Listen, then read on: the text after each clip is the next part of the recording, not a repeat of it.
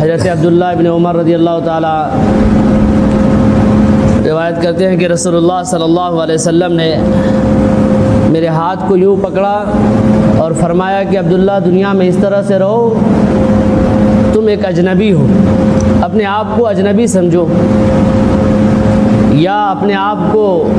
مسافر سمجھو۔ اور پھر اللہ کے رسول نے یوں فرمایا کہ اپنے آپ کو ہمیشہ قبروں والوں میں شمار کرو، قبروں والوں میں اپنے آپ کو شمار کرو گے تو اس سے کیا فائدہ ہوگا کہ دنیا کی جو یہ دھوکہ دینے والی جو چیزیں ہیں، دنیا کی جو یہ مکر و فریب والی جو چیزیں ہیں، اس سے تم بچتے رہو گے۔ ہمیشہ تمہیں یہ فکر رہے گی کہ ہمیں قبر میں جانا ہے اور قبر کی ہمیں تیاری کرنی ہے۔ وہ زندگی لافانی زندگی ہے، اس کو وہ ابدی زندگی ہے، آخرت والی زندگی ابدی زندگی ہے، اس کو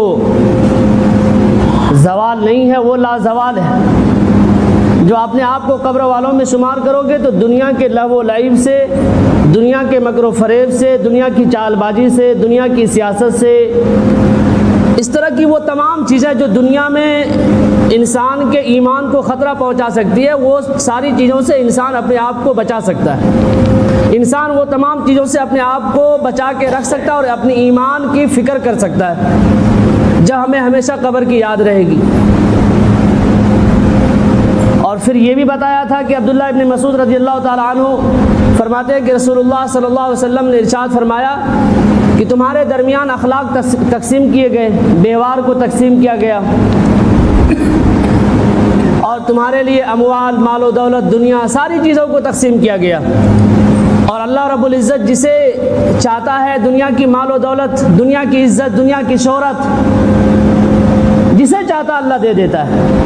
چاہے اللہ کو وہ بندہ پسند ہو یا نہ پسند ہو، اللہ کا وہ بندہ چاہے محبوب ہو یا محبوب نہ ہو، جسے چاہتا ہے مال اٹھایا، دنیا اٹھایا، اس کو دے دیا۔ فرعون کو اللہ نے پسند نہیں کیا، قارون کو پسند نہیں کیا، صداد، حامان، ابو جہل، ان لوگوں کو اللہ نے پسند نہیں کیا، پھر بھی دنیا کی دولت سے مالا مال کیا۔ آپ فرعون کی دولت کے بارے میں جانتے ہیں، قارون، صداد کے بارے میں جانتے ہیں، صداد نے دنیا کے اندر جنت بنا دیا، لیکن خود اپنے جنت کو نہ دیکھ پایا۔ لیکن اس کے برعکس جب آپ دیکھیں گے تو اللہ کے رسول نے ارشاد فرمایا کہ دین کی دولت، ایمان کی دولت، اسلام کی دولت اللہ صرف اسے دیتا ہے جسے وہ پسند فرماتا ہے، کہ اللہ جسے چاہتا ہے دنیا کی دولت دے دیتا ہے۔ اللہ وہاں نہیں دیکھتا ہے کہ یہ میرا محبوب بندہ ہے، یہ میرا فرمانبردار ہے، یہ میرا اطاعت کرنے والا ہے، یہ میری فرمانبرداری کرنے والا ہے، 5 وقت نماز پڑھنے والا، اسلامی شریعت کو پورا ماننے والا۔ اللہ یہ نہیں دیکھتا۔ اگر یہ دیکھتا تو کافروں کو مال و دولت نہ دیتا، کافروں کو دنیا کی عیش نہ دیتا، کافروں کے لیے یہ زندگی کو آزادانہ زندگی نہ بناتا۔ لیکن اسی کے برعکس اللہ دین کی دولت صرف اسے عطا کرتا ہے جسے اللہ پسند فرماتا ہے۔ اور اللہ کے رسول نے آگے فرمایا کہ تم اس وقت تک مسلمان نہیں ہو سکتے جب تک کہ تمہارا دل اور تمہاری زبان مسلمان نہ ہو جائے، تمہاری زبان اور تمہارا دل مسلمان نہ ہو جائے۔ دونوں چیزیں سے سارے جو باتیں ہونی چاہیے، وہ زبان سے بھی ہو تو وہ چیزیں دل کو ایکسیپٹ کرے، جو باتیں زبان سے نکل رہی ہے وہ چیز، وہ بات کو دل ایکسیپٹ کر رہا ہے کہ نہیں کر رہا ہے، یہ بھی محاسبہ کرنا ہے، یہ بھی اپنا جائزہ لینا ہے کہ ہم جو بات کر رہے ہیں اللہ ایک ہے، ارے اللہ شہنشاہوں کا شہنشاہ ہے، یہ باتیں زبان سے نکل رہی، یہ باتیں دل قبول کر رہا ہے کہ نہیں کر رہا ہے؟ ہم زبان سے کہہ رہے ہیں ساری چیزوں کو کرنے والا ایک اللہ کی ذات ہے، ارے ہم نے زبان سے کہہ دیا، یہ دل قبول کر رہا ہے کہ نہیں کر رہا؟ اگر نہیں کر رہا تو یہ ٹوپی، یہ پگڑی، یہ کپڑے، یہ نماز ہے، کوئی فائدے والی چیزیں نہیں ہے۔ جو چیزیں زبان سے ظاہر ہوگی کہ اللہ ایک ہے، اللہ کی ہی عبادت کی جائے گی، جیسے ہم نماز میں 5 وقت کی نماز پڑھتے ہیں، ایاک نعبد و ایاک نستعین، کہ اے اللہ تجھ سے تیری ہی عبادت کرتے ہیں، ہم تجھ سے ہی مدد مانگیں گے، تیرے ہی سامنے ہاتھ پھیلائیں گے، تو ہی پوجا کرنے کے لائق ہے، تو ہی پرستش کے لائق ہے، تیری عبادت کی جائے گی، تیری عبادت ہم کرتے ہیں۔ لیکن اس کے برعکس مسلمانوں کا حال کیا ہے وہ آپ خود جانتے ہیں، کہاں کہاں ہمارے ہاتھ پھیلے جا رہے ہیں۔ کہاں کہاں ہم جا کے ہاتھ پھیلاتے ہیں، کہاں کہاں ہم جا کے مانگ رہے ہیں، کن کن سے مانگ رہے ہیں، یہ ہم ساری چیزیں جانتے ہیں۔ تو یہ آج کے مسلمانوں کا یہ حال ہے کہ زبان سے تو باتیں نکل رہی ہے کہ اللہ ایک ہے، ساری چیزوں کو کرنے والی ذات ایک اللہ کی ذات ہے، اللہ کسی کا محتاج نہیں، ساری چیزوں کو اللہ چاہتا ہے کن فیکون، وہ چیزیں ہو جاتی ہے، ان اللہ علی کل شیء قدیر۔ سارے لوگ بیان کر رہے ہیں، آپ بھی بیان کر رہے ہیں، تبلیغ والے بیان کر رہے ہیں، علماء بیان کر رہے ہیں، لوگ بیان کر رہے ہیں، لوگوں سے باتیں کرو جو پڑھے لکھے لوگ نہیں ہیں وہ بھی کہتے ہیں سب کچھ کر جات تو ایک اللہ جات، اللہ سب کچھ کرتے پارے، اللہ چھڑا کچھ کرتے پارے نہیں، سب یہ لوگ یہ باتیں کر رہے ہیں، لیکن وہ یقین، وہ ایمان دل کے اندر ابھی تک بیٹھا نہیں۔ اور جب تک یہ چیزیں یہاں پر نہیں آئے گی، دل سے اس کا کنیکشن نہیں ہوگا ان باتوں کا، تب تک ہم مسلمان نہیں ہو سکتے۔ اقرار باللسان و تصدیق بالقلب، کہ جس بات کو آپ کی زبان اقرار کر رہی ہے اس چیزوں کو آپ کا دل اقرار کر رہا ہے کہ نہیں کر رہا ہے، یہ دیکھنا پڑے گا۔ آگے یہ فرمایا، اللہ کے رسول نے فرمایا کہ مومن وہ ہو ہی نہیں سکتا جس کی شرارتوں سے، جس کی بدمعاشیوں سے، جس کی الٹی پھلٹی حرکتوں سے اس کا پڑوسی محفوظ نہ ہو جائے، اس کے رشتہ دار، اس کے اقارب، اس کے اعزاء محفوظ نہ ہو جائیں، وہ مومن ہو ہی نہیں سکتا۔ آج دیکھ لو دنیا کے حالات کو، ایک بھائی ایک بہن کی دولتوں کو ہڑپ رہا ہے، ایک بھائی ایک بہن کی دولتوں کو ہڑپ کر اپنے آپ کو ایمان والا ثابت کرنا چاہ رہا ہے، بہنوں کے حق کو مارے جا رہا ہے، پڑوسیوں سے اس کا اچھا رشتہ نہیں ہے، اچھا سمبند نہیں ہے، آپ کھا رہے ہیں مرغا قورمہ، کلیجی پھیپڑا ساری چیزیں کھا رہے ہیں، آپ کا پڑوسی بھوکا سو رہا، کوئی فکر نہیں ہے۔ تو مومن ہم نہیں ہو سکتے جب تک کہ ہمارے پڑوسی کے بارے میں ہمارے دلوں میں اس کا خیال نہ ہو کہ ہمارا پڑوسی کیسا ہے، ہمارا پڑوسی کی زندگی کیسی گزر رہی ہے، اور ہماری بدمعاشیوں سے ہمارا پڑوسی محفوظ جب تک نہ ہو جائے گا تب تک ہم مومن نہیں ہو سکتے۔ آج محفوظ ہے یا نہیں ہے اس کا تو جائزہ خود آپ لیں گے، یہ تو آپ کو خود دیکھنا پڑے گا کہ ہمارا پڑوسی ہم سے خوش ہے یا نہیں ہے۔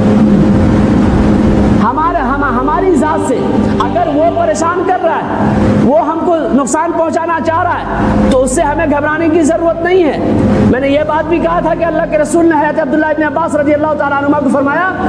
کہ اے عبداللہ یاد رکھو دنیا کی ساری مخلوق ایک طرف ہو جائے اور وہ تمہیں نقصان پہنچانا چاہے، لیکن اگر اللہ نے چاہ لیا کہ وہ نقصان نہیں پہنچا سکتا، اگر اللہ نے نہیں چاہا کہ نقصان پہنچے، تو دنیا کی پوری مخلوق تمہیں مل کر نقصان نہیں پہنچا سکتی، تو پڑوسی کیا نقصان پہنچا پائے گا؟ وہ ساری چیزوں کا بول تو ہم زبان سے بول رہے ہیں لیکن یقین دلوں کے اندر نہیں۔ اللہ کے رسول نے کہا عبداللہ یاد رکھو اگر اللہ نے کسی چیز کو تمہارے حق میں یہ نقصان لکھ دیا کہ یہ نقصان ہو کر رہے گا، یہ چیزیں نقصان ہو کر رہے گی، یہ خطرہ تم کو لاحق ہو کر رہے گی، اگر پوری مخلوق یہ مل کر چالے پلاننگ کر لے کہ عبداللہ کو اگر کسی سے نقصان نہ پہنچے، نقصان نہ پہنچایا جائے، اس کو کوئی مصیبت نہ آئے، تو بھی پوری مخلوق مل کر اس نقصان کو نہیں روک سکتی، کیونکہ اللہ نے اس کا فیصلہ کر دیا۔ تو ہمیں اگر پڑوسی نقصان پہنچا رہا ہے تو اس سے گھبرانے کی ضرورت نہیں، وہ نقصان نہیں پہنچا سکتا۔ ہمارا یقین ہونا چاہیے اللہ کی ذات پر، نقصان پہنچانے والی ذات ایک اللہ کی ذات ہے، مصیبت میں ڈالنے والی ذات ایک اللہ کی ذات ہے، اور عیش کی زندگی، خوشیوں کی زندگی دینے والی ذات بھی ایک اللہ کی ذات ہے۔ ہم کو اپنا محاسبہ کرنا ہے، اپنے ایمان کا جائزہ لینا ہے کہ ہمارے طرف سے میری طرف سے کسی پڑوسی کو تکلیف تو نہیں پہنچ رہی، ہماری وجہ سے کوئی ہمارا پڑوسی پریشانی میں تو نہیں، ان چیزوں کا جائزہ لینا پڑے گا۔ اور یہ بھی بتایا تھا کہ دنیا سجن المومن و جنت للکافر، کہ ایمان والوں کے لیے کیا ہے دنیا؟ قید خانہ ہے، ہم جیل والی زندگی گزار رہے بھائی، یہاں پر ہم اپنی منچاہی زندگی نہیں گزار سکتے، رب چاہی زندگی گزارنی پڑے گی، اسلامی شریعت کے آئین کے مطابق اپنی زندگی کو گزارنی پڑے گی، اور پھر اس کے برعکس سے سخت عذاب ہے۔ وہاں کی دو کیفیتیں ہیں، عالم آخرت کی دو کیفیت، ایک تو کافر کے لیے جو سخت عذاب ہے، عذاب شدید، اور دوسرے ایمان والوں کے لیے اس کے لیے مغفرت ہے، اس کے لیے اللہ کی رحمت ہے، اور بے شمار اللہ کی نعمتوں کا وہ مظاہرہ کرے گا۔ ایسی ایسی نعمتیں اللہ عطا کرے گا کہ وہ نعمتوں کا انسان دنیا میں تصور نہیں کر سکتا۔ یہ دنیا کی نعمت، یہ دنیا کے جو قسم کے جو چیزیں آپ دیکھتے ہیں، ہوٹل میں ہو چاہے دکانوں پر ہو، یہ ساری چیزیں اس نعمت کا مقابلہ نہیں کر سکتی۔ یہ بہت کمتر ہے نعمت۔ اللہ جو نعمتیں دے گا اس کو ہم تصور بھی نہیں کر سکتے کہ وہ نعمتیں کیسی ہوگی، وہ انعام و اکرام اللہ کا کیسا ہوگا۔ کیونکہ دنیا کا دستور آپ دیکھتے ہیں کہ جب آپ سفر میں ہوتے ہیں، آپ کہیں جا رہے ہیں تو سفر میں چاہے آپ سلیپر میں جا رہے ہو، چاہے آپ ایروپلین سے جا رہے ہو، فلائٹ سے جا رہے ہو، لیکن سفر میں مصیبت ہے، اور انسان یہ جانتا ہے کہ اس مصیبت کو برداشت کر رہے ہیں ہم کیونکہ ہمیں گھر پہنچنا، اور گھر پہنچ کے وہ اپنے آپ کو آرام محسوس کرتا ہے، اس کو گھر میں جا کے آرام ملتا ہے، وہ اپنے آپ کو گھر میں جا کے ریلیکس فیل کرتا ہے، ایک دم پورا اطمینان والی زندگی کو وہ محسوس کرتا ہے۔ تو اسی طریقے سے یہ دنیا کی مصیبتیں جو ہمارے اوپر آتی ہے، تو ہمیں ان مصیبتوں کو یہ کہہ کر، یہ یقین رکھ کر برداشت کرنا پڑے گا کہ یہ دنیا تو سفر والی جگہ ہے، ہم مثل مسافر ہیں، ہم نیک اعمال کرنے کے لیے آئے ہیں، ان نیک اعمال کو کرنے میں مصیبتیں بھی آئے گی، پریشانیاں بھی آئے گی، لیکن وہ آخرت والی زندگی جو لازوال ہے، جو لافانی ہے، وہاں جائیں گے تو اللہ کے ہم بے شمار نعمتوں کا مظاہرہ کریں گے۔ قبر میں ہمیں چین و سکون کی زندگی ملے گی، ہمیں میٹھی نیند وہاں پہ سلایا جائے گا۔ یہ ساری چیزوں کو اپنے سامنے رکھنا پڑے گا۔ اگر ہم چاہیں گے کہ کافر تو آسانہ زندگی گزار رہا ہے، بھائی اس کے لیے تو اللہ کے رسول نے فرما دیا کہ وہ جنت للکافر، کے یہ دنیا کافروں کے لیے جنت ہے، وہ اپنے آپ کو آزادانہ زندگی گزارے گا، اس کے اوپر کوئی قید نہیں ہے، اس کے اوپر کوئی بندش نہیں ہے، اس کے اوپر کوئی قانون نہیں ہے، اس کے اوپر کوئی لا نہیں ہے، وہ جس طرح سے چاہے اپنی زندگی گزار لے۔ وہ شراب پینا چاہے شراب پی لے، وہ زنا کرنا چاہے زنا کرے، وہ غیبت کرنا چاہے غیبت کرے، وہ جھوٹ بولنا چاہے جھوٹ بول لے، وہ لوگوں کے درمیان نفرت پھیلانا چاہے نفرت پھیلا لے، وہ لوگوں سے دشمنی کرنا چاہے دشمنی کر لے، اس کو اللہ سے کوئی مطلب نہیں، اور اللہ کو اس سے کوئی مطلب نہیں۔ اللہ کو اگر مطلب ہے تو ایمان والوں سے مطلب ہے، کا کلمہ پڑھ لیا اس سے اللہ کو مطلب ہے کہ ہماری زندگی کیسی گزر رہی ہے۔ ہم دنیا کے لوگوں کی بلڈنگ دیکھ رہے ہیں تو بلڈنگ کو دیکھ کر ہم اسی بلڈنگ کے لیے پاگل ہو گئے کہ چلو دنیا حاصل کرو، دنیا حاصل کرو، دنیا کماؤ، دنیا کماؤ، اللہ کو چھوڑ دو۔ بھائی ہمیں یہ قربانیاں دینی پڑے گی، جس کے لیے یہ زندگی آزادانہ زندگی ہے، جس کے لیے کوئی قید نہیں، اس کے لیے کوئی پابندی نہیں، اس کے لیے کوئی قربانی نہیں۔ ہم اسلام کے ماننے والے ہیں، اللہ سے محبت کرنے والے ہیں، اور اللہ ہم سے محبت کرتا ہے، اس کی وجہ سے دین کی دولت عطا کیا، تو ہمیں قربانیاں دینی پڑے گی۔